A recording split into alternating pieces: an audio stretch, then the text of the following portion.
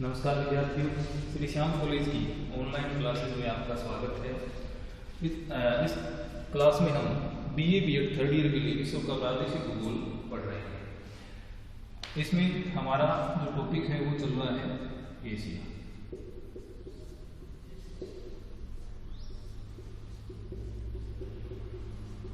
यानी एशिया महाद्वीप के बारे में पढ़ रहे हैं।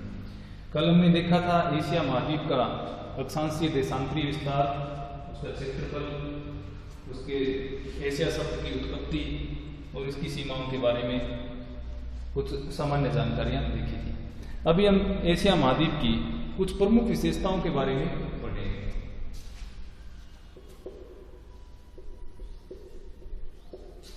एशिया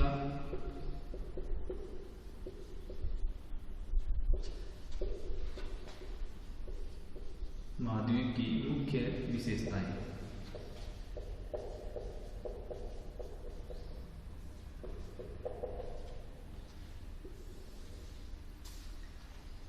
तो एशिया महाद्वीप, जैसा कि हमने कल भी पढ़ा था, या एशिया महाद्वीप वह महाद्वीप है जो विश्व में सबसे बड़ा है। तो सबसे पहले इसकी विशेषता क्या है? विशालतम महाद्वीप।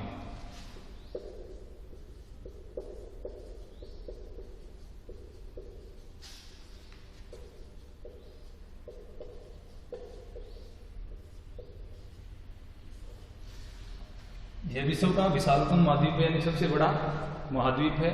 और विश्व का जो लगभग 1/3 भूक्षेत्र है उसके ऊपर एशिया महाद्वीप का विस्तार पाया जाता है।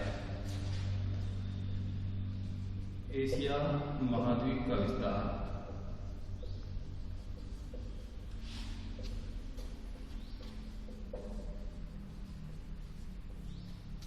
विश्व के 1/3 क्षेत्र पर है। तो जो सथल भाग है उसकी बात हम कर रहे हैं। सथल भाग के हिसाब से देखें तो एशिया महाद्वीप विश्व के 1/3 क्षेत्र पर फैला हुआ है सथल भाग के, यानी 30% जो भूभाग है उसके ऊपर किसका विस्तार पाया जाता है? एशिया महाद्वीप का। एशिया महाद्वीप का विस्तार लगभग 30% क्षेत्र पर पाया जाता है। इसका क्षेत्रफल हमने देखा था। एशिया महाद्वीप का जो क्षेत्रफल है वह कितना है? लगभग 4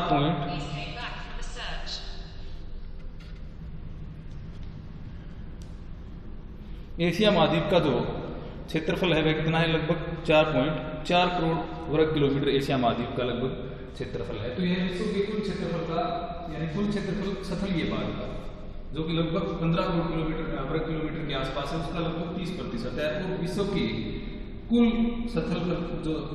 कुल जो क्षेत्रफल है जिसमें स्थल और जल दोनों को सम्मिलित किया जाए तो उसका लगभग 8.7% जो है वह क्या है? एशिया महाद्वीप का क्षेत्रफल है। तो सबसे पहले इसकी विशेषता क्या होगी? ये विशालतम महाद्वीप है, यानी सबसे बड़ा महाद्वीप है। और इसी के साथ इसकी जो दूसरी विशेषता है यह विषमताओं का महाद्वीप है। जैसे कि एक विशाल क्षेत्र होता है उसमें विभिन्न प्रकार की विषमताएं पाई जाती हैं, उसी प्रकार एशिया में भी क्या है? विभिन्न विशेषताएं या विषमताएं पाई जाती हैं। तो दूसरा क्या है? विषमताओं का महाद्वीप।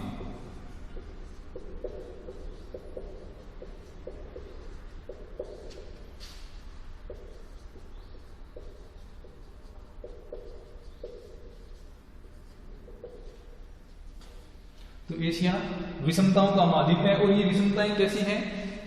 जैसे इसमें जलवायु संबंधी, धरातलीय बनावट संबंधी, संरचना संबंधी आदि विषमताएं पाई जाती हैं। तो विषमताएं जलवायु से संबंधित है,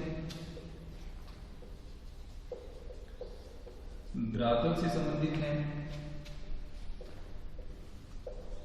अपवाह से संबंधित है। तो अनेक प्रकार की विषमताएं इसमें पाई जाती हैं। तो देखते हैं हम एशिया महाद्वीप में कौन कौन सी विषमताएं पाई जाती हैं। तो नंबर 1 पर क्या है? उच्चावच या धरातल।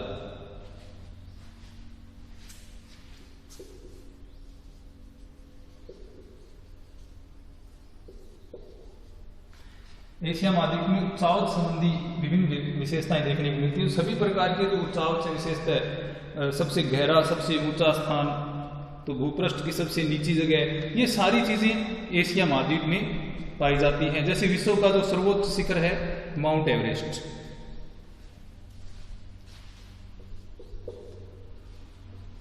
विश्व का सर्वोच्च शिखर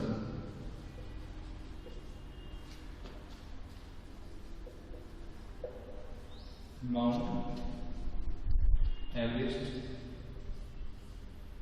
यह कहां स्थित है? एशिया में स्थित है। एशिया की नेपाल, और इसकी ऊंचाई है 8,848 मीटर। कई जगह पर यह 8,850 भी आपको देखने को मिल सकती है। तो सबसे ऊंचा स्थान, विश्व का जो सर्वोच्च स्थान है माउंट एवरेस्ट, वह कहां पाया जाता है? एशिया महाद्वीप में, और नेपाल देश में यह स्थित है। दूसरा हम बात कर रहे थे विश्व का जो सबसे गहरा गर्त है, जिसको मेरियाना गर्त या मेरियाना खाई कहा जाता है, सबसे गहरा गर्त, सबसे गहरा गर्त, विश्व का सबसे गहरा गर्त, विश्व का सबसे गहरा गर्त है मेरियाना गर्त।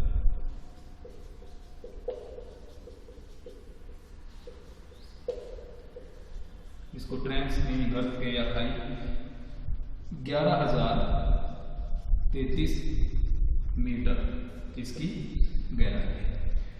11,033 मीटर, कई पुस्तकों में 11,022 मीटर भी है दी हुई मिल सकती है। तो दोनों को थोड़ा ध्यान रखें। मेरियाना ट्रेंच वो सबसे ऊंचा है, वह हो गया नेपाल। इन दोनों के बीच में लगभग 19 से 20,000 मीटर का फर्क दोनों में रह जाता है, यानी 19 से 20 किलोमीटर दोनों का जो अंतर है वो रहता है, सबसे गहरे स्थान का और सबसे ऊंचे स्थान का। इसके अतिरिक्त जो सबसे भूपृष्ठ पर देखें हम, भूपृष्ठ पर सबसे नीची झील जो है वह भी दक्षिण पश्चिमी एशिया में स्थित है।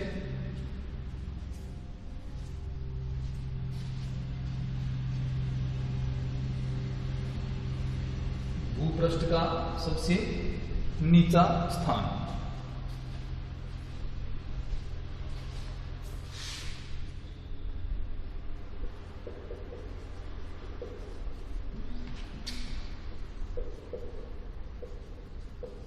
सबसे नीची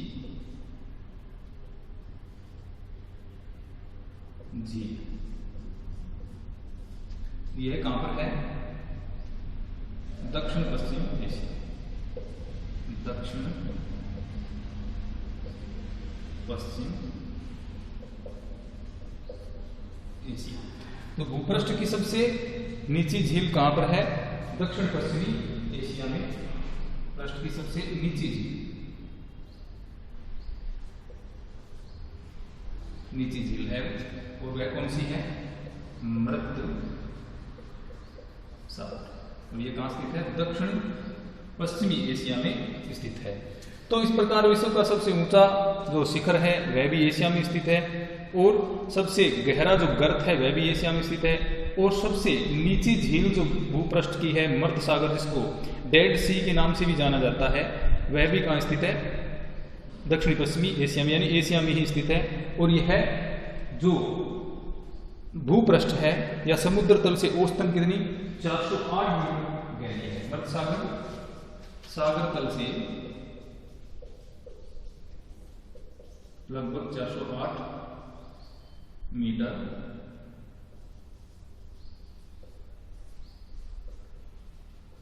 गहरी है, यानी नीची है।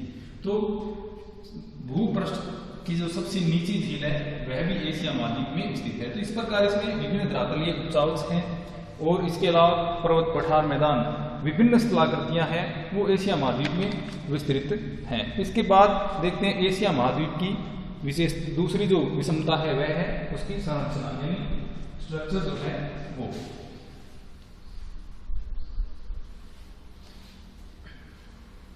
इन सभी चीजों के बारे में हम आगे एक एक चीज के बारे में पूर्णतः विस्तार से पढ़ेंगे। एक बार ये क्या है, इसका सामान्य परिचय, इसको समझा जा सकता है।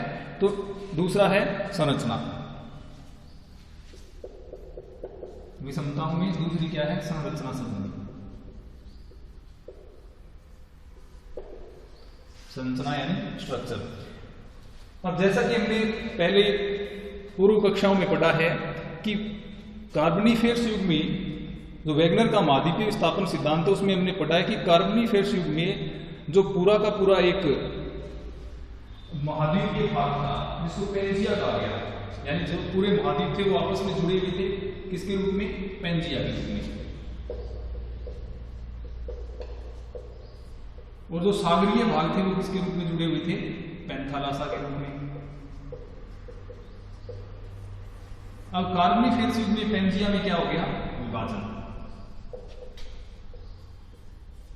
अब पेंजिया में विभाजन हुआ और वह दो मुख्य विशाल भागों में बंट गया।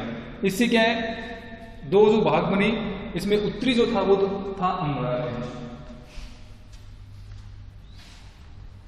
एक बन गया उत्तरी भाग जो था अंगारा लैंड, और जो दूसरा था दक्षिण वाला वह बन गया गोंडवाना लैंड। तो ये दो भागों में जो पेंजिया था वो विभक्त हो गया था, दो भागों में टूट गया था। अब एशिया महाद्वीप में क्या है, अंगारा लैंड और गोंडवाना लैंड जो दोनों भाग हैं वो पाए जाते हैं, जिनमें क्या है, प्राचीनतम जो आग्नेय और कायांतरित जो चट्टानें हैं उसमें पाई जाती हैं। तो एशिया में इन दोनों का विस्तार पाया जाता है। ये कहां है, ऊपर वाला है, यानी अंगारा लैंड है वो उत्तरी एशिया वाला जो भाग है उसमें पाया जाता है, साइबेरिया वाला जो उत्तरी एशिया वाला भाग है उसमें, और गोंडवाना लैंड वह क्या है, दक्षिण एशिया में।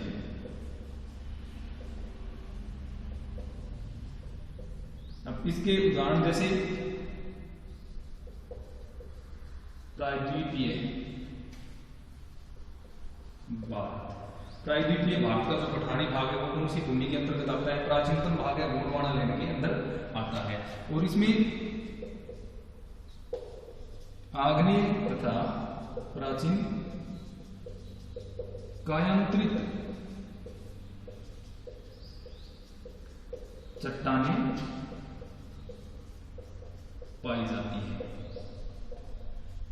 तो इस प्रकार एशिया में उत्तरी भाग में अंगारा लैंड का जो पार्ट है वो भी पाया जाता है, और दक्षिणी भाग में गोंडवाना लैंड का भी भाग पाया जाता है। अब इन दो भूखंडों के मध्य क्या है, वलित पर्वत श्रेणियां पाई जाती हैं।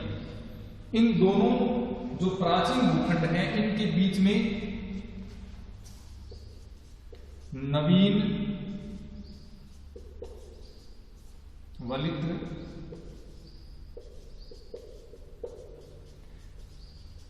पर्वत श्रेणियां पाई जाती हैं। अब वलित पर्वत श्रेणियों में सीधा सा एग्जांपल लेते हैं। नवीन वलित पर्वत श्रेणी का सबसे बड़ा उदाहरण है हिमालय। तो दो चीजें तो इसमें भारतीय जो भारत देश है उसमें भी देखने को मिल गई, इसके दो प्राचीन और एक नवीन भूखंड। इसका प्राचीन है नवीन, जैसे प्राचीन भूखंड जो गोंडवाना लैंड का भाग था ये प्रायद्वीपीय भारत में, और हिमालय यानी नवीन पर्वत श्रेणी के रूप में, यानी तीनों प्रकार के यहाँ पर, यानी टर्सरी युग में जो नवीन स्थलाकृतियां निर्मित हुई, नवीन वलित पर्वत श्रेणियां हैं उनके वो भी इसमें पाई जाती हैं, और जो प्राचीनतम भूभाग है जैसे अंगारा लैंड है, गोंडवाना लैंड है, वो भी पाए जाते हैं। उन दोनों के मध्य में क्या है, नवीन वलित पर्वत श्रेणियां भी यहाँ पर स्थित हैं। तो ये हो गया इसका संरचना। अब तीसरी इसकी जो विषमता है वह है जलवायु से संबंधित।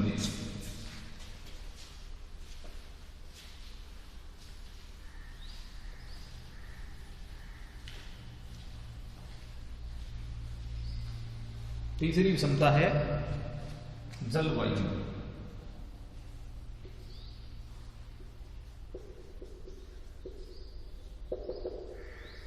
क्लाइमेट। अब जैसा कि हमने पढ़ा एशिया महाद्वीप है वह क्या है, 10 डिग्री दक्षिणी अक्षांश से प्रारंभ होता है और 80 डिग्री उत्तरी अक्षांश तक चला जाता है।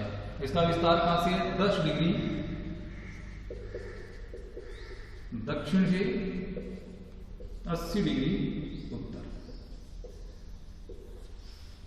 अब इन दोनों को जोड़ें तो एक तरह से पूरे गोलार्ध में, उत्तरी गोलार्ध में तो लगभग पूर्णतः पूरे गोलार्ध में ये फैला हुआ है। जो ऊपरी एकदम 10 डिग्री ऊपर का हिस्सा है उसको छोड़ दिया जाए तो उत्तरी गोलार्ध में इसका विस्तार सर्वाधिक हुआ है। तो जिससे क्या है, यहां पर सभी प्रकार की जलवायु दशाएं देखने को मिल जाती है। लगभग सभी प्रकार की जलवायु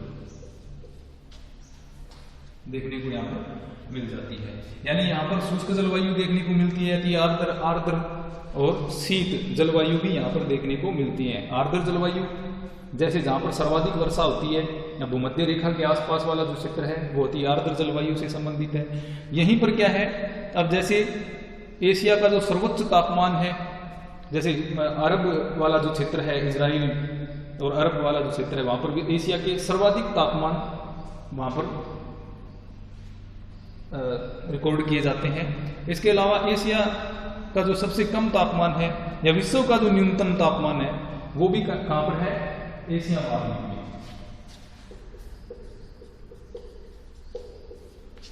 विश्व का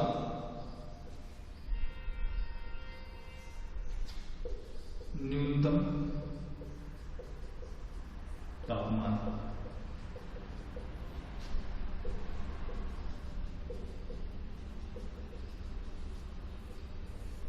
बर्फोयांशक है। जैसे बर्फोयांशक में न्यूनतम तापमान विश्व का रिकॉर्ड किया जाता है और यह कहां स्थित है, साइबेरिया में। साइबेरिया का जो बर्फोयांशक है वहां पर न्यूनतम तापमान विश्व के रिकॉर्ड किए जाते हैं। इसको विश्व का शीत ध्रुव भी कहा जाता है। इसके अतिरिक्त एशिया की हम बात करें तो ओमियाकोन एक क्षेत्र है, ओमियाकोन। यहां पर भी क्या है, न्यूनतम तापमान अंकित किए जाते हैं। ओमियाकोन ये भी एशिया में स्थित है और कहां पर है, साइबेरिया में। तो यहां पर भी विश्व का न्यूनतम जो न्यून तापमान है वो रिकॉर्ड किया गया है। यहां पर -67.7 डिग्री सेल्सियस न्यूनतम तापमान रिकॉर्ड किया गया। कहां पर, ओमियाकोन, जो कि साइबेरिया में स्थित है। और बर्फोयांशक है जो कि साइबेरिया में स्थित है, उसको विश्व का शीत ध्रुव भी कहा जाता है। यहां पर भी न्यूनतम तापमान रिकॉर्ड किए गए हैं। इसी प्रकार जो सर्वाधिक वर्षा वाला स्थान है वो भी कहां स्थित है, एशिया में।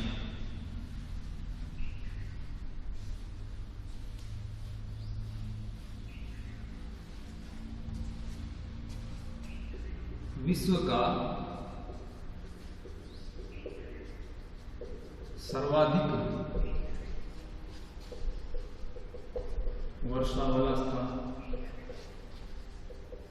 कहां पर स्थित है,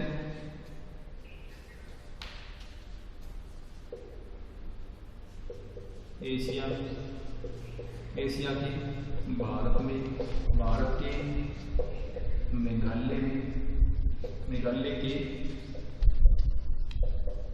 मासिंगार। तो ये विश्व का सर्वाधिक वर्षा वाला स्थान है।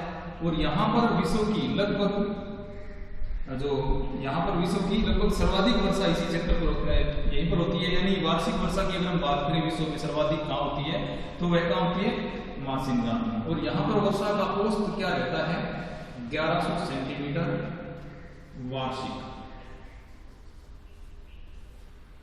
1100 सेंटीमीटर यहां पर वार्षिक वर्षा होती है।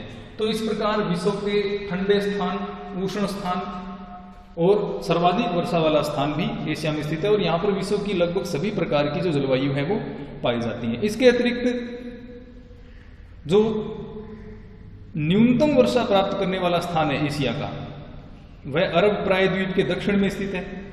जो अरब प्रायद्वीप का दक्षिण भाग है वह न्यूनतम वर्षा भी प्राप्त करता है, जहां पर वार्षिक वर्षा केवल 3.8 सेंटीमीटर होती है।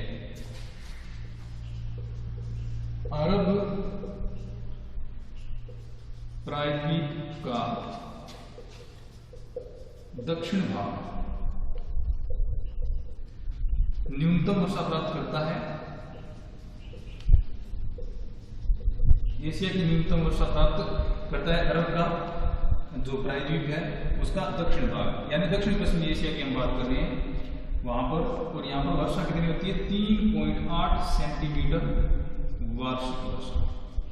तो यह भी विषमता है कि यहाँ पर सर्वाधिक वर्षा वाला स्थान है वो 1100 सेंटीमीटर वार्षिक वर्षा प्राप्त करता है, और जो न्यूनतम वर्षा वाला जो स्थान है वह केवल 3.8 सेंटीमीटर ही वार्षिक वर्षा प्राप्त करता है। तो इस प्रकार ये जलवायु संबंधी विशेषताएं होगी।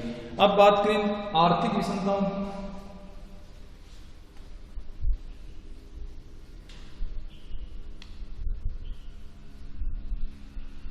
आर्थिक विषमता क्या है?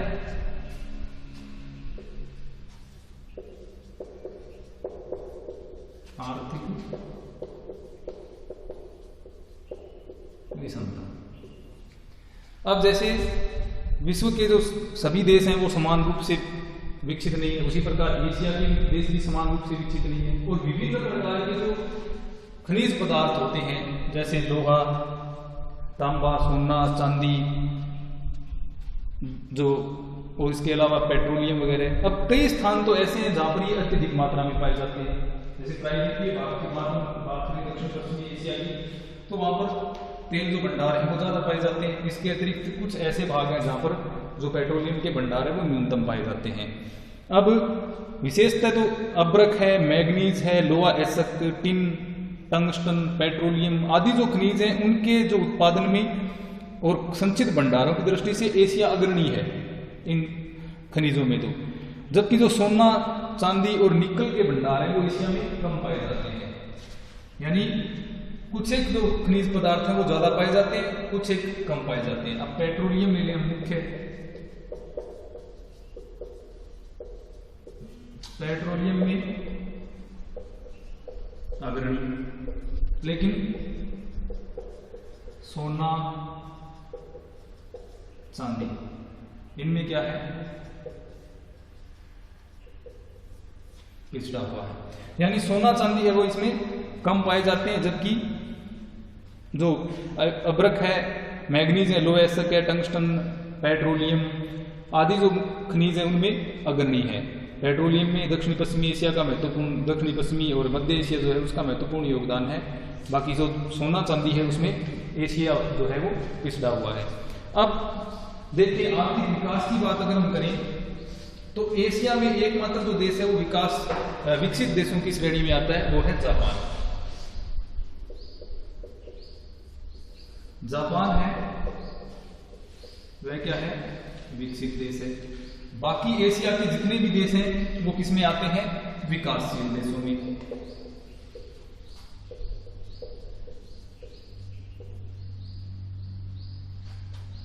जापान विकसित और अन्य देश जैसे भारत, चीन, पाकिस्तान, बांग्लादेश जितने भी देश बाकी रह जाते हैं एशिया महाद्वीप में सारे वो कौन से में आते हैं विकासशील देशों की श्रेणी में आते हैं। जबकि जापान एकमात्र ऐसा देश है जो विकसित देशों की श्रेणी में आते हैं। कुछ एक देश तो अति पिछड़े हुए देशों में भी आते हैं। इसके अतिरिक्त सांस्कृतिक विषमताएं देखते हैं।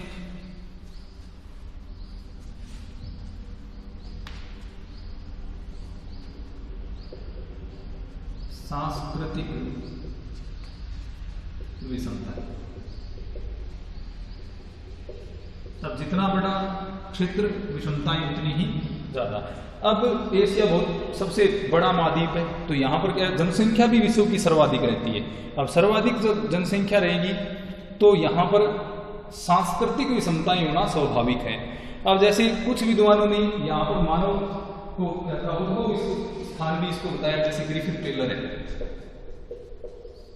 ग्रिफिथ टेलर ये एशिया को मानव की जन्मस्थली मानते हैं।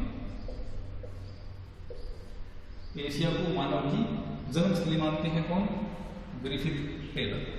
और यहां पर विश्व के, जैसे मैंने कल भी बताया था आपको, विश्व के जो धर्मों की ये जन्मभूमि है, हिंदू, मुस्लिम, सिख, ईसाई जितने भी धर्म हुए हैं उनकी उत्पत्ति कहां से हुई है?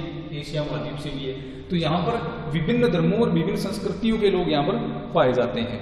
यानी विश्व के जो सभी धर्मों के मानने वाले जो लोग हैं वो एशिया में मिलते हैं। और जैसे मैंने बताया हिंदू, बौद्ध, जैन, सिख जो धर्म है, इस्लाम, यहूदी आदि जो ईसाई धर्म जो हैं, वो सारे के सारे कहाँ विकसित हुए हैं? एशिया में विकसित हुए। तो एशिया एक प्रकार से विभिन्न जनजातीय समूहों को अपने अंदर समाहित करता है, विभिन्न धार्मिक समूहों को अपने अंदर समाहित करता है, विभिन्न मानव की जो प्रजातियां हैं उनको अपने अंदर समाहित करता है। तो सांस्कृतिक विषमताएं भी यहाँ पर बहुत अधिक देखने को मिलती हैं। यानी प्राचीनतम अगर मानव जातियों में बात करें एशिया में, तो निग्रिटो,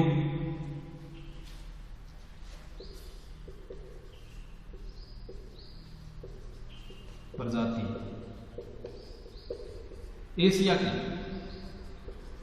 एशिया की प्राचीनतम प्रजाति है निग्रिटो, और नवीनतम है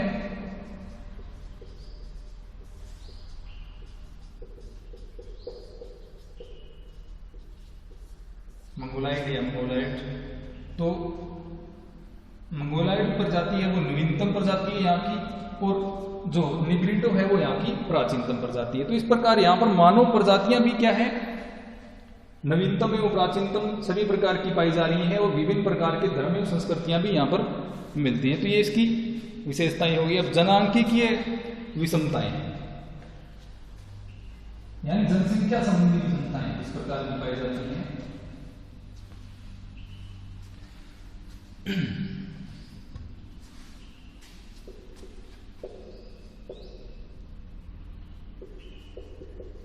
जनांकीय विषमता। अब जैसा कि हम पहले ही पढ़ चुके हैं, विश्व की 61% जनसंख्या एशिया में रहती है। अगर विश्व की लगभग जनसंख्या को 7 अरब विश्व की लगभग जनसंख्या मानते हैं, तो उसमें से लगभग 4.4 अरब के आसपास जो जनसंख्या है कहाँ पर रहती है? एशिया में। और उसमें भी 2 अरब से ज्यादा जनसंख्या भारत एवं चीन में निवास करती है। तो घनत्व विश्व का सर्वाधिक भी यहाँ देखने को मिल जाता है, और न्यूनतम भी यहाँ पर देखने को मिल जाता है। तो जैसे मंगोलिया में विश्व का सबसे कम 2 व्यक्ति प्रति वर्ग किलोमीटर पाया जाता है। इसके अलावा जो हांगकांग के समीप जो मकाऊ है, उसमें विश्व का सर्वाधिक घनत्व भी देखने को मिलता है, 20,000 व्यक्ति प्रति वर्ग किलोमीटर तक। तो एशिया में न्यूनतम एवं अधिकतम दोनों प्रकार के घनत्व भी देखने को मिलते हैं। कम जनसंख्या वाले देश भी यहाँ पर है, और अत्यधिक जनसंख्या वाले देश भी यहाँ पर स्थित हैं। इस प्रकार के आर्थिक जो विभिन्न प्रकार की प्रौद्योगिकी आदि का विकास हुआ है, उसमें भी विभिन्नताएं देखने को मिलती हैं। जैसे जापान है, वो प्रौद्योगिकी के मामले में अत्यधिक उन्नत है, तकनीकी के मामले में अत्यधिक उन्नत है। उसके अलावा कुछ छोटे देश और अन्य जो विकासशील देश है, भारत, पाकिस्तान, बांग्लादेश आदि जो है, वो क्या है? विकासशील देशों की श्रेणी में आते हैं। तो प्रौद्योगिक क्षेत्र में जापान की तुलना में कम विकसित हुए हैं। अब जो दूसरा इसमें सबसे तीव्र गति से प्रगति करने वाला देश है वो चीन है। चीन है वो तीव्र गति से प्रगति कर रहा है, और प्रौद्योगिकी के मामले में वो नए आयाम स्थापित कर रहा है, जो तीव्र गति से वृद्धि कर रहा है। क्यों? अब पिछड़े हुए देश होने के कारण क्या है, एशिया के जो अधिकांश देश हैं वो उपनिवेश का शिकार हुए। उपनिवेशिक काल में सभी देश हैं वो लगभग क्या गुलाम रहे, जिसकी वजह से उनमें क्या है, प्रगति कम हुई है। तो ये एशिया की कुछ सामान्य विशेषताएं होगी। इसके बाद हम देखते हैं विविधता में एकता। तो जितनी इसमें विविधताएं पाई जाती हैं, इसमें एकताएं भी पाई जाती हैं। विभिन्न जो जैसे धर्म है, हिंदू धर्म है, तो उसमें भी विभिन्न देशों में, अलग अलग देशों में हिंदू धर्म देखने को मिलता है। बौद्ध धर्म का भी काफी प्रसार हुआ है। तो इस प्रकार विविधता के साथ इसमें एकता भी देखने को मिलती है। विभिन्न संस्कृतियों में एक जैसे रीति रिवाजों, परंपराएं भी देखने को मिलती हैं। तो इस अध्याय में हमने एशिया की सामान्य विशेषताओं के बारे में पढ़ा।